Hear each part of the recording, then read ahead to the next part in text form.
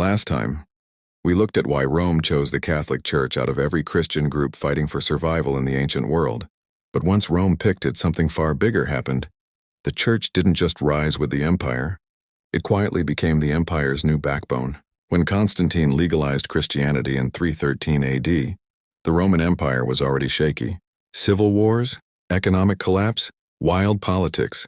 Rome was a legendary giant with bad knees.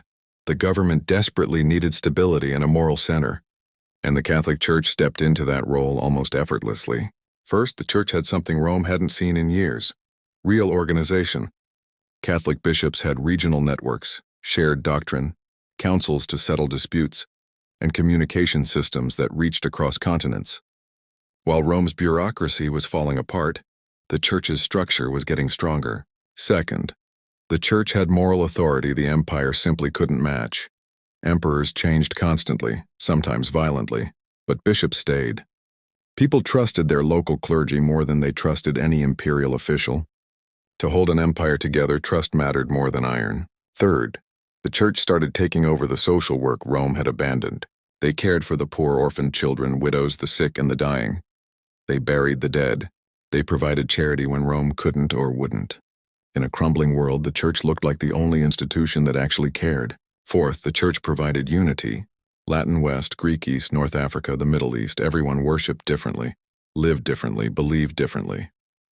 For an empire held together with duct tape and nostalgia, that was priceless. By the late 300s, Rome wasn't just protecting the Church. Rome was leaning on it. The Catholic Church had become the moral compass, the administrative partner, and the cultural engine of the empire. It was no longer just a religion. It was part of the state's operating system.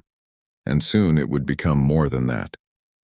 Because Rome was about to fall, and the Catholic Church wasn't. But when the Western Roman Empire finally collapsed, the Church didn't disappear. It stepped into the ruins and became the one institution strong enough to hold Europe together. And that is exactly what we'll explore in Part 4, how the Church became the heir to Rome itself. If you enjoyed this trip down the rabbit hole, don't forget to like, share, and subscribe to Smart History for Dumb Times. And if you feel like fueling more historical deep dives, the link to buy me a coffee is in my bio.